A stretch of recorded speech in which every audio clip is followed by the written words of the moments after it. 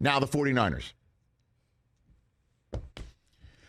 I mean, the whole Jimmy G is there, and it's just going to make Trey Lance nervous, and it's going to ruin the whole quarterback room and locker room and season for the Niners. All that talk, as we all know, went poof in the middle of last week's first half when Trey Lance gets hurt.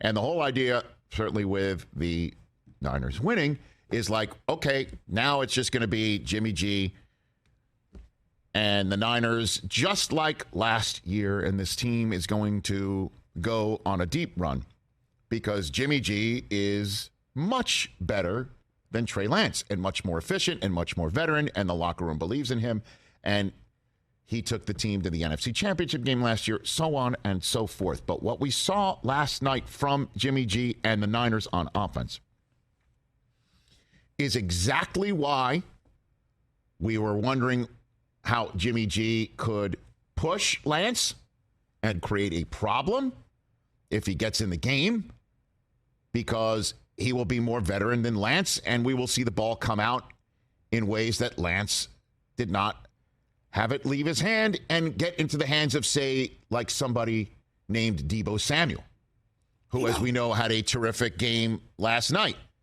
And certainly in the first half was going off in a way that we did not see in the first 2 weeks of this season.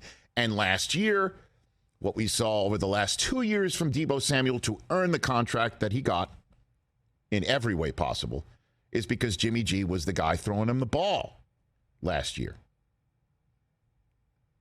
So we saw that.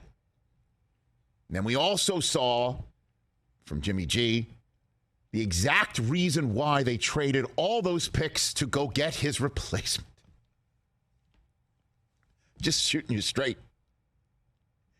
We saw from Jimmy G some football and head-shaking plays that caused the Niners to essentially say 2 drafts ago, we're done with Jimmy G long-term, and the clock starts ticking on the end of his realm right now. And whoever we draft is going to be the one to determine how long that stay for Jimmy G in San Francisco and with us will last.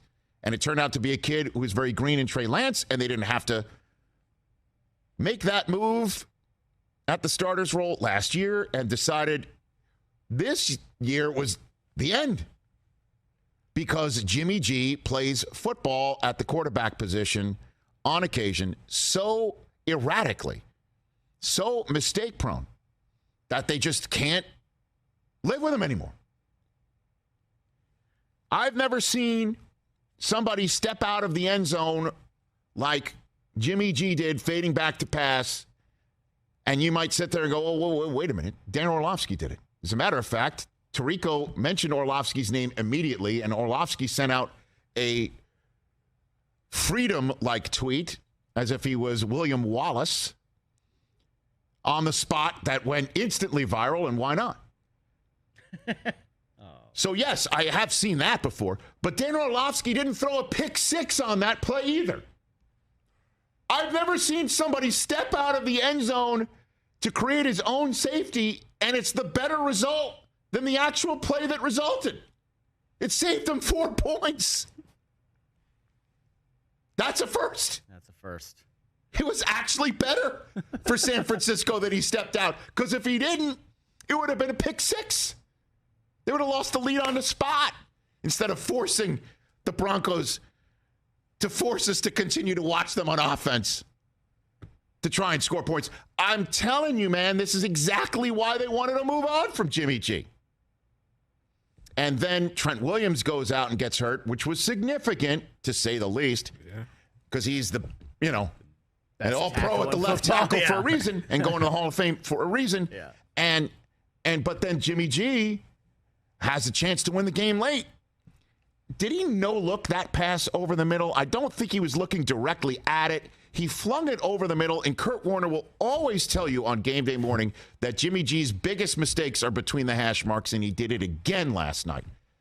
You can't make that throw that he made at the end of the game when you're driving and all you need is to get Robbie Gould set up in the thin Rocky Mountain air to win this game. You cannot make that throw. You cannot turn that ball over, and he did. It's exactly why they wanted to move on from him. But they got him, and he's still better than most. Certainly the options that they had. And so now it's a 1-2 San Francisco 49ers team taking on the Rams on Monday Night Football next week. They better still have the Rams number. Otherwise, they're 1-3. 2+ games behind the defending champs in the NFC West, if that's the result that the Rams get coming out of next Monday night. Huge game. This is what Coach Shanahan said after the game about Jimmy G's play, that safety, and he took one for everybody. He took one for everybody because, as I told you, his seat's not hot. Go for it.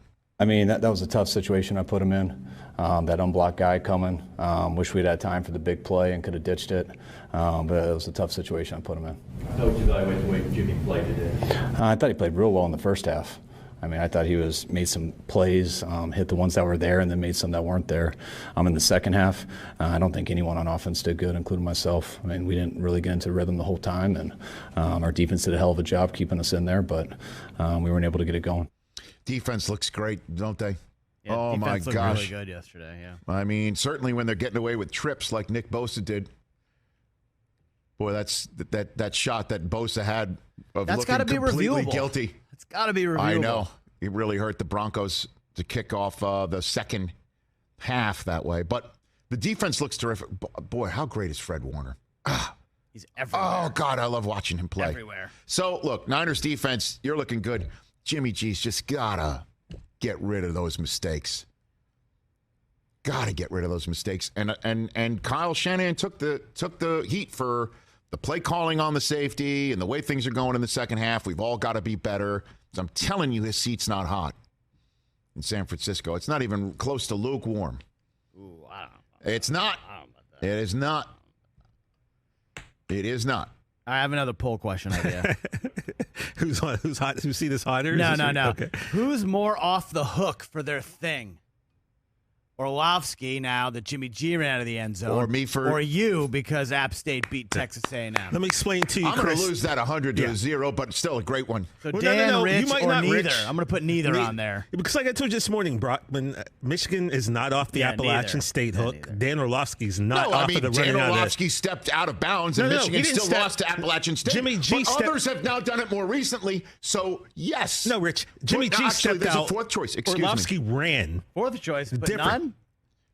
I put neither. Who put neither? neither. Both, neither, Orlovsky or me.